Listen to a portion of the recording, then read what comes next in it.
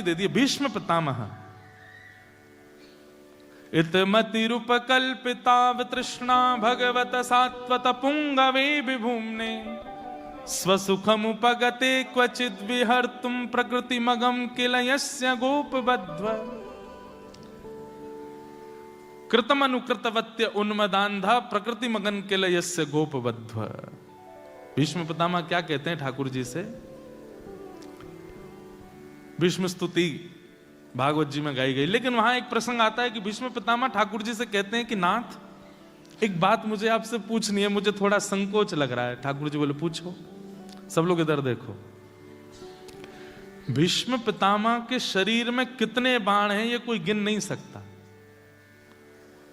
गले से लेकर के पैरों तक बाणों से छन्नी बना दिया शरीर। और उस समय बाणों की सैया पर पड़े पड़े भीष्म पितामह ठाकुर जी से एक बात करता है, बहुत ध्यान से सुनना। भीष्म पितामह कहते हैं ठाकुर जी एक बात पूछूं? बोले पूछिए। मैं जब दुर्योधन के कर्मों की ओर देखता हूं, मैं जब दुशासन के कर्मों की ओर देखता हूं, मैं जब धृतराष्ट्र की विचारधारा को देखता हूं, मैं जब इन कौरवों के ऊपर दृष्टिपात करता हूं, तो मैं बहुत भला लगता हूं। और प्रभु आप भी जानते हैं, पूरी दुनिया जानती है, भीष्म पितामह कौरवों से भला नहीं है। भीष्म पितामह कितने ऋषि कितने महर्षियों से भला है। मैं बाल ब्रह्मचारी हूं, मैंने विवाह नहीं किया। काष्ठ की स्त्री को भी कभी मैंने काम भाव से नहीं देखा। इतने आचरण में रहने वाला, इतने पवित्र जीवन को जीने वाला, इतनी शुद्ध विचारधारा रखने वाला, इतने नियम का पालन करने वाले व्यक्ति का आपने ये दुर्दशा की है। और भरी सभा में दुशासन द्रौपदी के चीरहरण कर रहा था, उसको एक बाण में मरवा दिया। दुर्योधन को एक गदा में मरवा दिया। और भीष्म पितामह जो इतने नियम कानूनों का पालन करता था, उसको आपने छन्नी बना दिया।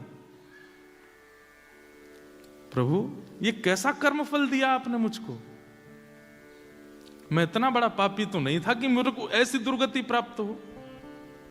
कई बार ऐसा होता है ना कि किसी व्यक्ति की अकाल मृत्यु होती है और बहुत कई बार दुर्घटनाग्रस्त हो जाते हैं लोग, तो हम लोग सोचते हैं हाय राम ऐसी मृत्यु किसी को नहीं मिले। भीष्म पितामह के लिए उस समय वही चर्चा चल रही थी सब जगह, ऐसी मृत्यु भगवान किसी को नहीं दे। तब भीष्म पितामह ठाकुर जी से बोले मैंने क्या किया ऐसा जो आपने मुझे इतनी पीड़ा दी, इतना कष्ट दिया? तब इसके ठाकुर जी ने अनेक उत्तर दिए। उनमें से एक उत्तर ठाकुर जी क्या कहते हैं कि भीष्म पितामह तुम्हारे 100 जन्मों का लेखा जोखा है मेरे पास में, और उन 100 जन्मों में तुमने जो जो किया अगर उन पर मैं दृष्टि डालूं तो तुमको अभी आगे 50 जन्म और लेने पड़ेंगे। लेकिन इस जन्म में मैं तुम पर इतना रीझ गया हूं, मुझे तुम इतने अच्छे लग गए और मुझे तुमको पृथ्वी में भेजने का मन नहीं है, इसलिए आगामी 50 जन्म में जितना भोगना था वो मैंने एक बार में ही भोगवा दिया।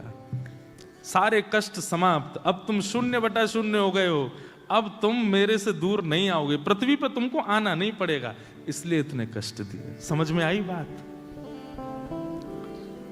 संकटों का आगमन ये बात निश्चित है कि कर्मफल के रूप में आता है, लेकिन संकटों का भोग लेना हमारे लिए फायदेमंद है। हम निवृत्त हो रहे हैं, हमारा वो किया धरा जो है वो हिसाब बराबर हो रहा है, उससे बचने का प्रयास मत करो। बोलो गंगा मैया की, बोलो बद्री विशाल भगवान की, श्रीमन्नारायण भगवान की।